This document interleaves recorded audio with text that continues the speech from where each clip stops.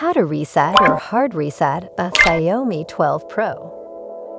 Reboot the device by pressing the power button, volume up button.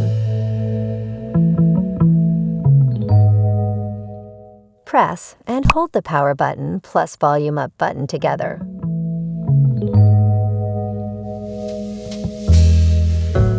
Release the power button.